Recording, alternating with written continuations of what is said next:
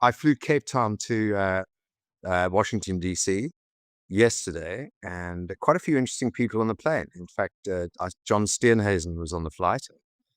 Went over and said hi, shook his hand. Didn't really get a chance to chat because wasn't really an appropriate place to have a chat. But we landed in Dallas, and then he stayed in Washington for obvious reasons. He's part of the Cyril show, and I came down to Miami. But I'm going to Washington on Thursday. He's sort of friendly enough to me. I'm not sure I'm his biggest fan or he's my biggest fan. And I think the reason he's there is he's been dragged in as Minister of Agriculture to tell Donald Trump that there's no genocide and to diminish the horror of the farmer tax. And I do think he is there to fly the flag for the GNU. And Cyril is the leader of the GNU and John an important cabinet minister.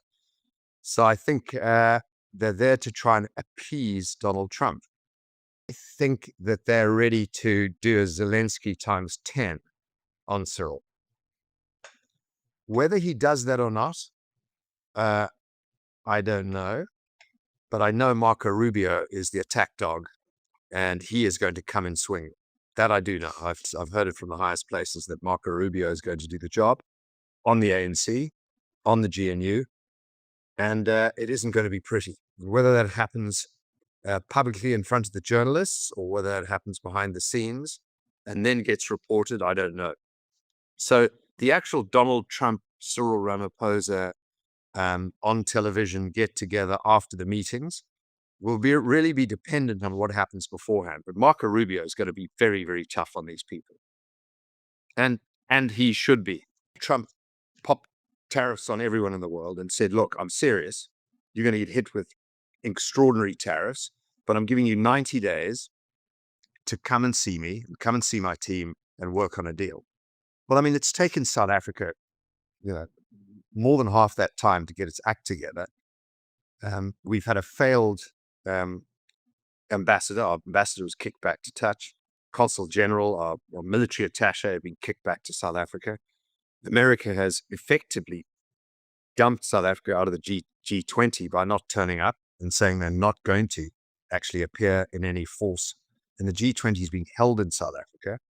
And South Africa is a part of the G20 really just for, just to have an African country involved. South Africa does not deserve to be part of the G20.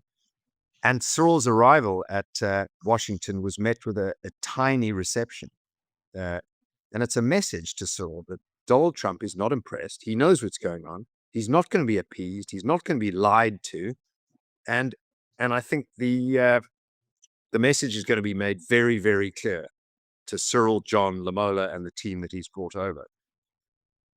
Deservedly so, because South Africa for the last 10, 15 years has been poking America in the eye. It's one of the top countries to vote against America on almost every issue in the United Nations. South Africa has aligned with Russia, China, Iran, Hamas. The whole of DIRCO has been taken over by Islamists, ANC Islamists.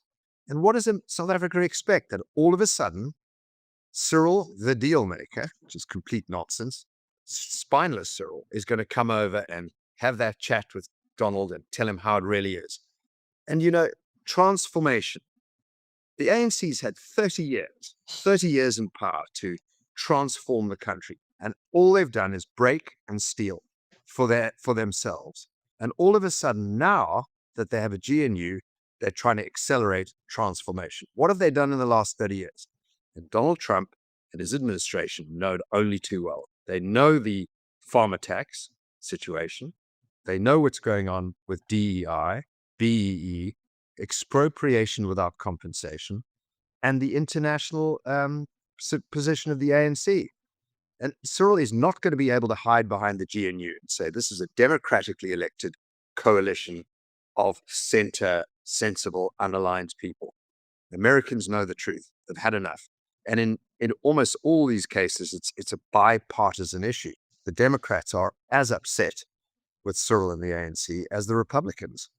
So I'm fascinated. I'm so excited to be in America this week. So fascinated to see what happens. And I think Cyril and his ANC deserve the biggest clap known to man. And I think they deserve it at 10 times what Zelensky got in public. Cyril deserves to be humiliated. But final comment. Somebody said to me, a very, very senior Republican, said, if Donald Trump really wants to insult you, he'll keep it brief, polite, and basically ignore you. That's the ultimate diss by Donald Trump.